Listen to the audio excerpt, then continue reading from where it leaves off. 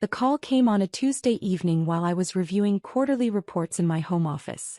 "Emma, honey, we need to talk about Thanksgiving," Mom began, her tone careful. Too careful. I minimized the spreadsheet showing our company's $340 million revenue projection. "What's up?" "Well, Ashley's fiancé, Harrison, his family is very established. Old Boston money. They have certain expectations about. She doesn't want me there," I finished flatly. "It's not like that, sweetie. It's just, Harrison doesn't know about your situation. Ashley told him our family is successful and having you there, well." Mom trailed off. Dad's voice joined in. He'd been listening on speaker. "You understand, right? First impressions matter with these people. The Whitfields are connected to everyone who matters in Boston. We can't risk." "Risk what exactly?" I kept my voice neutral. "You know what I mean, Emma. You're 32, still renting that studio apartment, working some entry-level job we don't really understand. Harrison's bringing his parents. His father sits on 3 Fortune 500 boards. His mother chairs the Museum of Fine Arts Gala Committee." Ashley's voice suddenly cut in, shrill and defensive. "Emma, don't make this harder than it has to be. This is my future we're talking about. Harrison thinks I come from a family of achievers. Do you know what he'd think if he met you?" I looked at the framed Forbes 30 Under 30 cover on my wall from 3 years ago. At the Incorporated Magazine Female Founder of the Year award from last month. At the stack of term sheets from venture capital firms offering to buy into my company at a $2.8 billion valuation. "I understand perfectly," I said quietly. "Oh, thank God," Mom sighed with relief. "I knew you'd be reasonable about this. We'll do something special, just the two of us, maybe next weekend." "Actually, I'll be in Singapore next weekend. Closing an acquisition." Silence. "An acquisition?" Dad's voice dripped with skepticism. "Emma, you don't need to make things up. We're not judging you." "I'm not making anything up. But that's fine. Enjoy your Thanksgiving."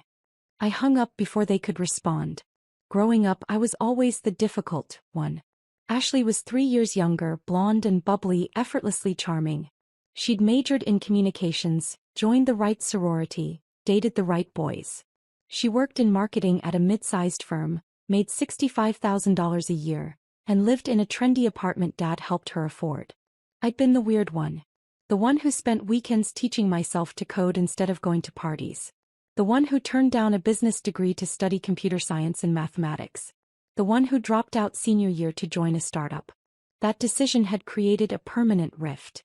"You're throwing away your future," Dad had shouted when I told them. "Do you know how many people would kill for your opportunities? And you're leaving for some ridiculous internet company." "It's not ridiculous.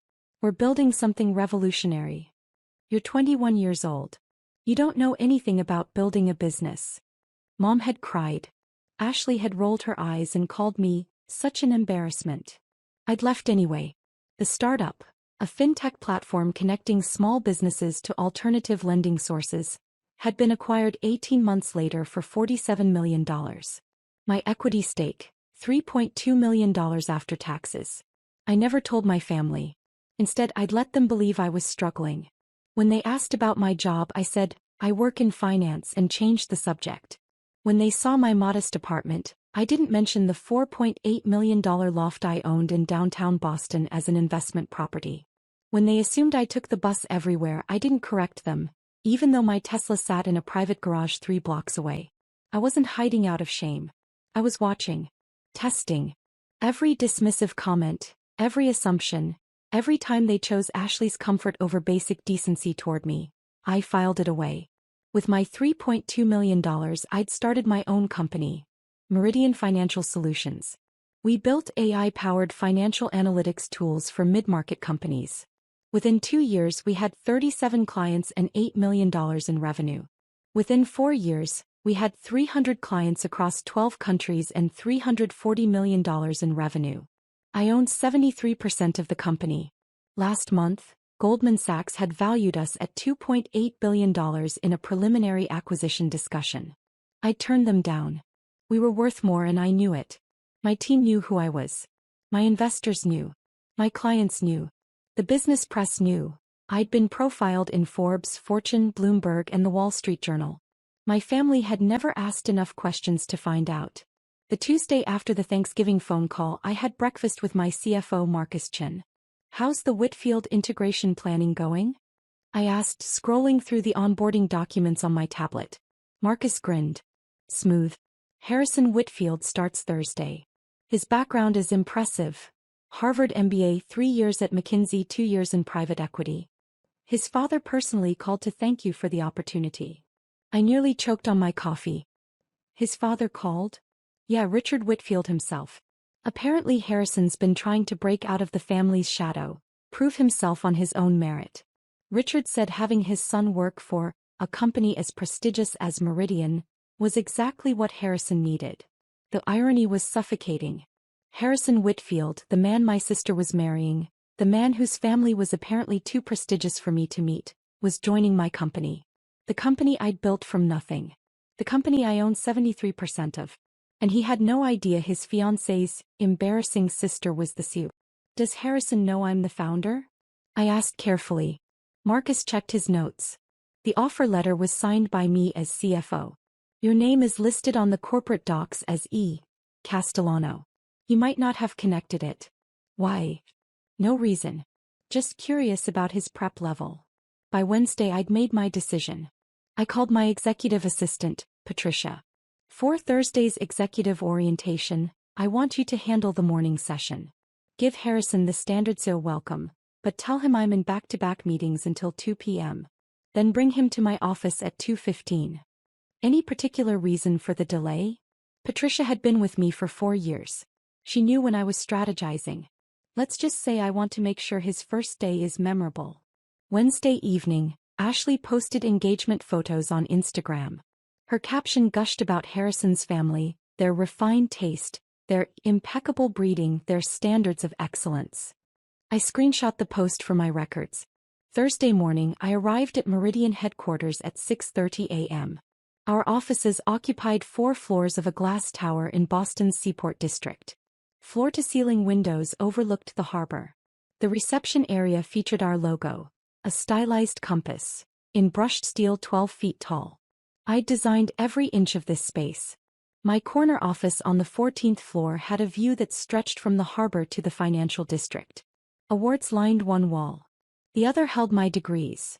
BS in computer science and mathematics from MIT, I'd gone back and finished after the first acquisition, and an MBA from Stanford that I'd completed part-time. My family thought I was a college dropout working an entry-level job. At 9 a.m. Patricia texted, "Harrison Whitfield checked in. He's very impressed with the facilities.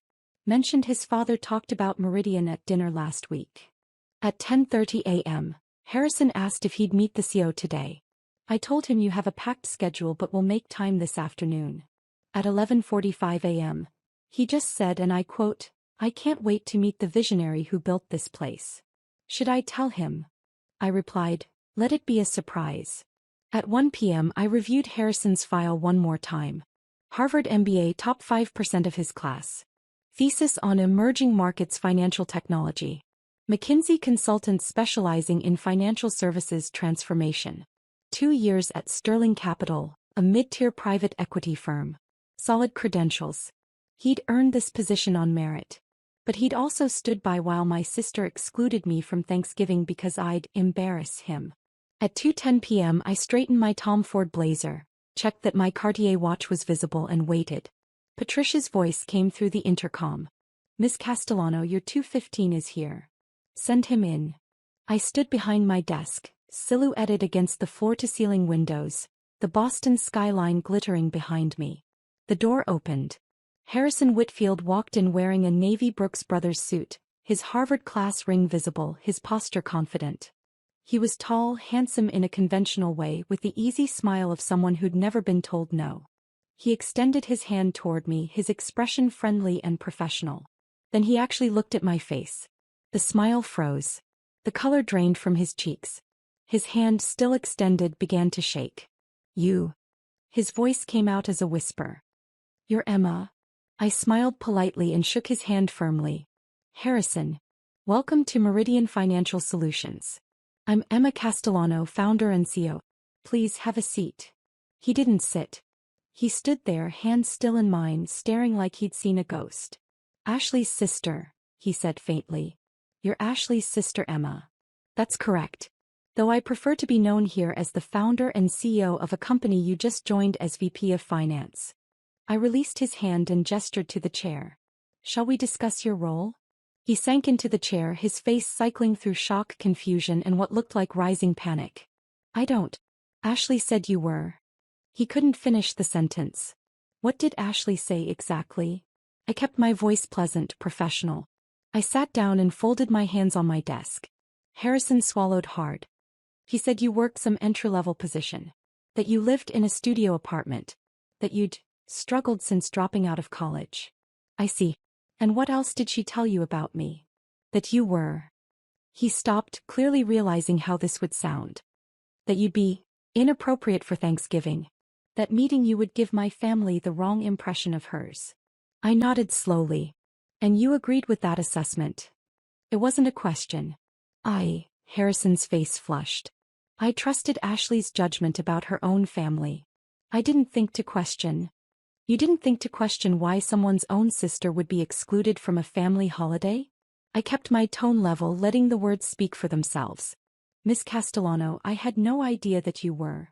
Were what? Successful? Educated? Worth taking seriously?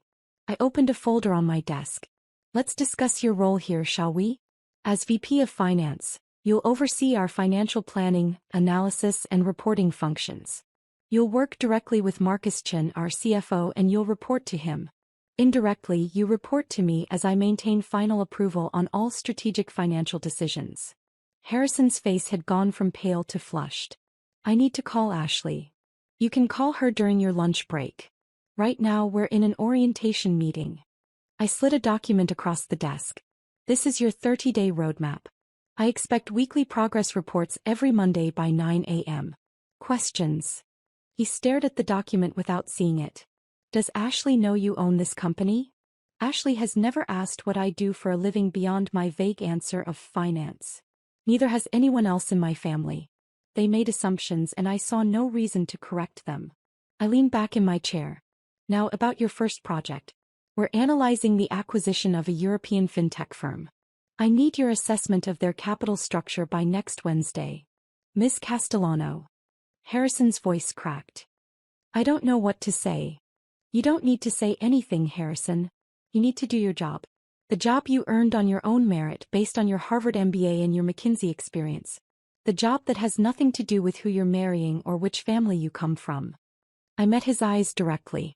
I hired you because you're qualified. What happens between you and my family is irrelevant to your performance here. Clear? He nodded mutely. Good. Patricia will show you to your office. Welcome to Meridian. Harrison didn't make it through the afternoon. At 4:47 p.m., my phone lit up with a call from Ashley. I let it ring through to voicemail. 30 seconds later, she called again. I answered on the fifth ring. This is Emma. What the hell did you do? Ashley's scream was so loud I had to pull the phone away from my ear. I'm in the middle of a workday, Ashley. Can this wait? Can this? You humiliated Harrison. He came home in the middle of his first day, completely hysterical, saying you're his boss? That you own the company he just joined? What kind of sick game are you playing? I put her on speaker and continued typing an email. I'm not playing any game. Harrison was hired 6 weeks ago based on his qualifications. His start date was scheduled for today. I'm not sure what's confusing about this. You knew he was my fiancé. I became aware of your engagement 3 weeks ago when you posted about it on Instagram. At that point, Harrison had already signed his offer letter, negotiated his compensation, and completed his background check. Was I supposed to rescind a job offer from a qualified candidate because my sister decided to get engaged to him? You should have told me. I was uninvited from Thanksgiving, remember? For being too embarrassing to meet Harrison's family. I wasn't aware I owed you detailed updates about my company's hiring decisions. Silence on the other end. Then, Mom said you worked some basic finance job. Mom never asked. Neither did you. Neither did Dad. I stopped typing and picked up the phone.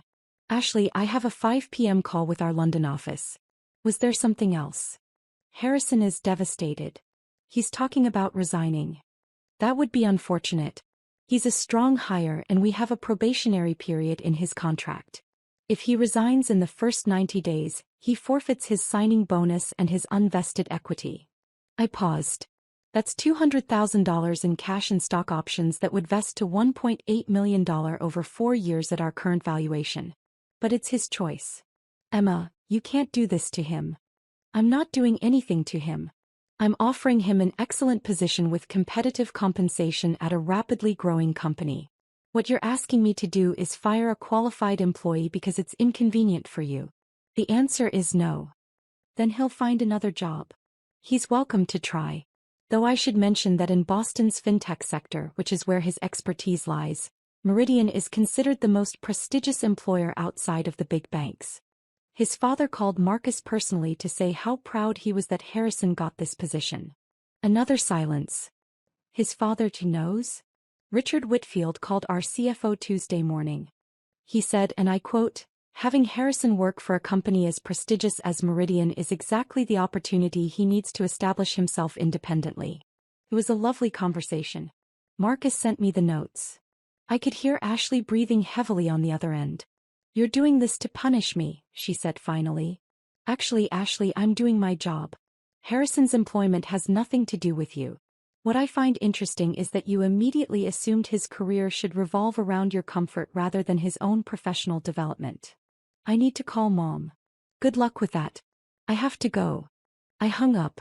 My phone exploded. Text from Mom, "Call me right now." Text from Dad, "What is Ashley talking about? You own a company." Text from Ashley, "You are ruining my life." Text from Harrison, "Miss Castellano, I apologize for leaving early. May I schedule a meeting to discuss my role tomorrow?" I responded only to Harrison, "Of course. Patricia will send you calendar options." At 6:15 p.m. my parents called on FaceTime. I answered while packing my briefcase. Mom and Dad were both on screen, sitting at their kitchen table, faces tight with confusion and anger. "Emma Louise Castellano." Mom began using my full name like I was 12. "What is going on?" "Ashley is hysterical. She says you own some company and Harrison works for you." "That's correct." "What do you mean that's correct?" "You told us you worked in finance." "I do work in finance. I run a financial technology company." Dad leaned forward. "Run? Emma, stop exaggerating. You can't just." I turned my phone camera to pan across my office. The Forbes cover. The Incorporated Magazine Award. The Stanford MBA diploma. The floor-to-ceiling windows with the harbor view. The Meridian logo on my desk nameplate. Emma Castellano, founder and chief executive officer. When I turned the camera back to my face, they were both silent. "I founded Meridian Financial Solutions 7 years ago," I said calmly. "We provide AI-powered financial analytics to mid-market companies globally. We have 300 clients in 12 countries. Last year's revenue was $340 million. We employ 270 people. Goldman Sachs recently valued the company at $2.8 billion. I own 73% of it." Mom's mouth opened and closed. No sound came out. Dad found his voice first. That's not possible. You dropped out of college. You live in a studio apartment." "I finished my degree at MIT after my first company was acquired for $47 million. I completed my MBA at Stanford while building Meridian. The studio apartment is where I stay when I work late. I own it. I also own a $4.8 million loft downtown, a house in Cambridge and a vacation property in Vermont. I'm sorry you found my living situation so disappointing." "Your first company?" Mom whispered. "The startup I joined at 21. The one Dad called a ridiculous internet company. We were acquired 18 months later. My equity was worth $3.2 million after taxes. I used it to start Meridian." Dad's face had gone red. "Why didn't you tell us?" "You never asked. You assumed I was struggling and I let you assume it. I wanted to see how you'd treat me when you thought I was the family failure." "That's not fair," Mom protested. "We never said. You uninvited me from Thanksgiving because I'd embarrass Ashley's fiancé. You told me my presence would give his family the wrong impression of yours. You chose Ashley's comfort over my basic inclusion in a family holiday." My voice stayed level. "I wasn't hiding my success from you. I was testing whether you valued me as a person or only as a status symbol. We were trying to help Ashley. You were prioritizing her image over my dignity. There's a difference. Ashley's voice suddenly joined the call. She'd walked into their kitchen. This is insane. You let us think you were some loser working a dead-end job, and all along you were, what, laughing at us? I wasn't laughing, Ashley. I was watching. Bernie. Every dismissive comment, every assumption, every time you chose convenience over kindness, I remembered. You're punishing us. No. I'm running my company. Harrison is an employee who earned his position on merit. If you're upset that your fiancé works for your sister, that's between you and him. It has nothing to do with me. He wants to quit. Then he'll forfeit $200,000 in immediate compensation and nearly $2 million in long-term equity. His choice. Dad slammed his hand on the table. Emma, you need to fix this. Fire him or transfer him or something. You can't expect Harrison to work for you after the Thanksgiving situation. Why not? His employment contract is clear. His performance expectations are standard. He's qualified for the role. The only issue is that you're all uncomfortable with reality. Emma, please. Mom's voice cracked. This is Ashley's future. Her marriage. Don't destroy it because you're angry with us. I stopped packing my briefcase and looked directly at the camera. I'm not destroying anything, Mom. You are. You decided I was too embarrassing to attend a family holiday. You decided my presence would harm Ashley's relationship. You decided my worth as a family member was less important than impressing people you'd never met. I picked up my phone. Harrison's employment isn't the problem. Your values are. That's not, we didn't mean. You absolutely meant it. You said it explicitly. And now you're facing a consequence you didn't anticipate. The sister you dismissed as a failure is actually successful, and that success is inconvenient for you. Ashley grabbed the phone from Mom. Her face filled the screen, mascara running. I hate you. You did this on purpose. You hired Harrison just to humiliate me. Ashley, I hired Harrison 6 weeks ago. You got engaged 3 weeks ago. I didn't orchestrate your fiancé applying to my company. But I'm also not going to sabotage my own business because you find reality uncomfortable. Then I'll tell Harrison to quit. He will if I ask him to. That's between you and Harrison. But you should know that his father is incredibly proud of this position. Richard Whitfield personally called to express his gratitude that his son was joining such a prestigious firm. If Harrison quits for no professional reason, his father will want to know why. Ashley's face went pale. You talked to his father? My CFO did.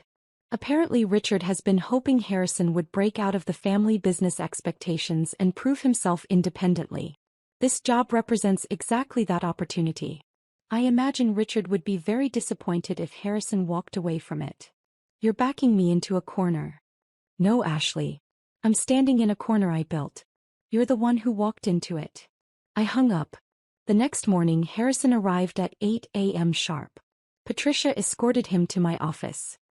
He looked like he hadn't slept, but he was dressed professionally, carrying a leather portfolio, his expression serious. Miss Castellano, thank you for seeing me. Of course. Sit down. He sat back straight, meeting my eyes directly. I want to apologize for yesterday. Leaving early was unprofessional. It won't happen again. Apology accepted. Is there anything else? He hesitated. Ashley asked me to resign. I'm aware. What did you tell her? I told her no. He took a breath. I spent last night reviewing Meridian's financials, reading your interviews, researching your background. You built something extraordinary. This position represents exactly the kind of challenge I've been looking for, the opportunity to prove myself outside my family's shadow. I'm not walking away from that because my fiancé is uncomfortable. I nodded slowly. And what happens when she continues to pressure you? Then we'll need to have a serious conversation about our relationship. Because if she expects me to sacrifice my career advancement to protect her pride, we have bigger problems than who my boss is. Fair enough. One rule, Harrison. What happens in this office stays in this office. I don't discuss my family with employees, and I don't want office politics bleeding into Thanksgiving dinners. If I'm ever invited to one again. A ghost of a smile crossed his face. Understood. Good. Now about that European acquisition analysis. We worked until noon. Harrison was sharp, asked intelligent questions, caught details other analysts had missed. He'd earned this job and he was proving it. At 12:30 as he was leaving my office he paused at the door. "Miss Castellano? For what it's worth. I'm sorry. About the Thanksgiving thing. I should have questioned why Ashley was excluding her own sister. I should have insisted on meeting you. I let social climbing override basic decency and that's on me. Harrison, I appreciate that. But understand something. I didn't hire you to punish my family, but I'm also not going to manage my company around their comfort. You do your job well, you'll have a fantastic career here. But don't expect me to make this easier for Ashley. She made her choices. Now she lives with them. Fair enough." He left. At 1 p.m. my phone rang. Unknown Boston number. Emma Castellano. "Miss Castellano, this is Richard Whitfield. Harrison's father." I sat up straighter. "Mr. Whitfield. How can I help you? I understand there's been some confusion regarding my son's employment with your firm." "Has there?" My future daughter-in-law called this morning quite upset. She seemed to be under the impression that Harrison should resign from Meridian because of a family conflict. His voice was cool, measured. "I wanted to reach out personally to clarify my position on this matter." "I appreciate you calling. Ms. Castellano, I've spent my career watching young people sacrifice genuine opportunity for social convenience. When Harrison told me he'd been offered a VP position at Meridian, I was thrilled. Your company represents the future of financial technology. Working under your leadership is exactly what he needs." "I'm glad you think so. I also understand that you're Ashley's sister. The sister who apparently wasn't suitable for Thanksgiving dinner." I said nothing. My son made a poor judgment call in supporting that decision. He knows it. I know it. And now he has the opportunity to prove that his professional judgment is better than his social judgment. I trust he'll take that opportunity seriously. He's been very professional so far. Good. And Miss Castellano? If my future daughter-in-law continues to pressure Harrison to resign, she and I will have a very different kind of conversation. I don't tolerate my family throwing away real achievement for imaginary status. Harrison works for you because he earned it. That's the end of the discussion. I appreciate you sharing that, Mr. Whitfield. One more thing. My wife and I would like to invite you to dinner next week. Not as Harrison's boss but as Ashley's sister. We'd like to meet you properly, given that you'll be family soon." I smiled. I'd be honored. After we hung up, I texted Ashley, "Had a lovely conversation with Richard Whitfield. He and his wife invited me to dinner next week. I accepted." Her response came in seconds. "You're destroying my life." I didn't reply. Thanksgiving was 3 weeks away. I didn't receive another invitation to my family's dinner, but I did receive something else. A formal invitation to Thanksgiving at the Whitfield family estate in Brookline. Richard and his wife Catherine had insisted. "We're hosting Harrison's side this year," Catherine explained during our dinner the previous week. "It's important to us that both sides of his future family are represented. You'll join us, won't you?" I'd agreed. When I told Ashley, her response was a string of crying emojis and the message, "I can't believe you're doing this to me." I replied, "I'm having Thanksgiving dinner with my future in-laws. You're welcome to be there too." The day before Thanksgiving my mother called. "Emma, we need to talk about this Whitfield situation." "What situation?" "You're having Thanksgiving with them. Ashley is beside herself." "Mom, they invited me." I accepted. Ashley was also invited. She can accept or decline as she chooses. But she feels like you're taking over her relationship. I'm attending a family dinner I was actually invited to, unlike the one I was excluded from. I'm not sure why that's taking over anything. Silence. Then quietly, "Your father and I would like to see you. Before Thanksgiving. Could you come to dinner this week?" "Why?" "Because we need to talk. Really talk. About everything." I considered. "Monday. 7 p.m. I'll come to the house." "Thank you." Monday evening I drove to my parents' house in my Tesla. The same house I'd grown up in, the same driveway where Dad had yelled at me for dropping out of college. They were waiting in the living room, both of them looking older than I remembered, more tired. "Thank you for coming," Mom said. I sat in the armchair across from them. You said we needed to talk. Dad spoke first. We've spent the last 3 weeks reading about you. Your company. Your achievements. The interviews, the awards, He stopped. We had no idea. You never asked. That's not fair, Mom protested. You told us you worked in finance. You let us think. I let you think exactly what you wanted to think. That I was struggling. That I'd failed. That dropping out was the disaster you predicted. I leaned forward. Do you know why I let you think that? They said nothing. Because I wanted to know if you'd love me without the success. If you'd value me as a person, not as a trophy. And you showed me the answer. You didn't. That's not true, Dad said, but his voice lacked conviction. Dad, you told me I was throwing away my future. Mom cried like I was dying. For 11 years you treated me like a disappointment. And the moment it became inconvenient for Ashley, you uninvited me from a family holiday. We thought we were helping Ashley. You chose her comfort over my dignity. You decided my presence would embarrass her fiancé. You prioritized the opinion of people you'd never met over your own daughter's inclusion in her own family. I stood. And now that you know I'm successful, now that I'm someone worth knowing, you want to really talk. Emma, please. Mom's voice broke. We made mistakes. We're sorry. Are you sorry for how you treated me? Or are you sorry that I turned out to be someone important and you missed it? The question hung in the air. Finally, Dad spoke. Both. We're sorry for both. It was the most honest thing he'd said. I nodded slowly. I appreciate that. But here's what happens next. I'm going to the Whitfield's Thanksgiving. I'm going to continue running my company. Harrison is going to continue being an excellent employee. And you're going to figure out whether you want a relationship with me as I actually am, or whether you only want a relationship with the version of me that makes you look good. That's not fair, Mom whispered. Neither was Thanksgiving. I left. Thanksgiving Day arrived cold and clear. I drove to the Whitfield estate in Brookline, a sprawling colonial with views of the reservoir. Mercedes and BMWs lined the circular driveway. I parked my Tesla next to a Bentley.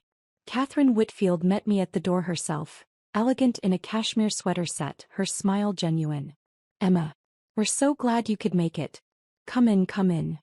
The house was beautiful, tasteful, filled with the kind of quiet wealth that didn't need to announce itself. Family photos lined the hallways. Classical music played softly.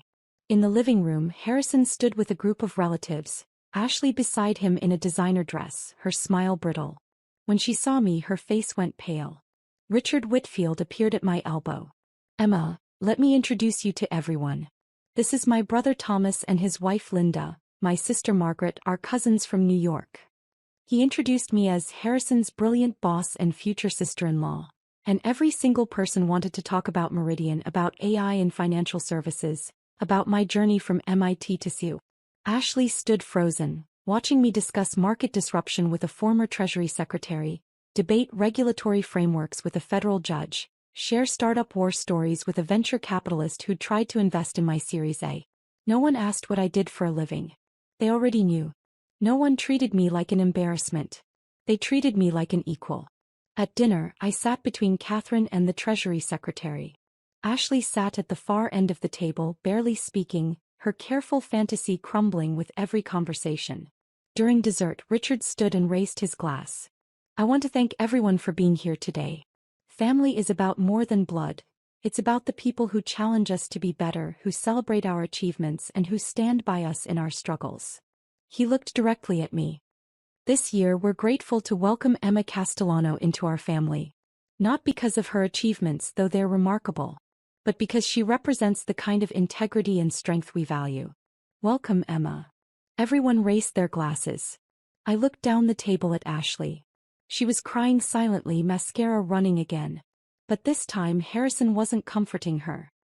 He was raising his glass to me, a small smile on his face, respect in his eyes. After dinner, as guests mingled over coffee, Ashley cornered me in the hallway. You won, she said flatly. Are you happy now? I looked at my little sister, this person who'd spent years secure in her position as the favored one, now facing the reality that favoritism wasn't the same as value. Ashley, I didn't win anything. I just stopped losing. That's basically the same thing. No, it's not. Winning would mean I wanted your life. I don't. I built my own. I paused. You could have built yours too instead of tearing mine down. I didn't tear anything down. You were the one hiding. I was the one existing. You were the one who decided my existence was embarrassing. I set down my coffee cup. The difference between us, Ashley, is that I never needed you to fail for me to succeed. But you needed me to fail to feel successful. And that's something you'll have to figure out on your own. I walked away. Outside, the sun was setting over the reservoir, painting the sky in shades of orange and gold. My phone buzzed. Text from Mom. Your father and I want to try again. Really try. Would you come to Christmas? Just us. No expectations. No performance. Just family. I looked at the message for a long time. Then I typed, I'll think about it. It wasn't forgiveness. Not yet. But it was a door left slightly open. Whether they walked through it would be up to them. I got in my Tesla, drove back to my loft and spent the evening reviewing the European acquisition analysis Harrison had submitted. It was excellent work. Sharp, detailed, insightful. I sent him a note. Exceptional analysis. Let's discuss Monday. His response came immediately. Thank you, Miss Castellano. Happy Thanksgiving. I smiled. Happy Thanksgiving, Harrison. For the first time in 11 years it actually was.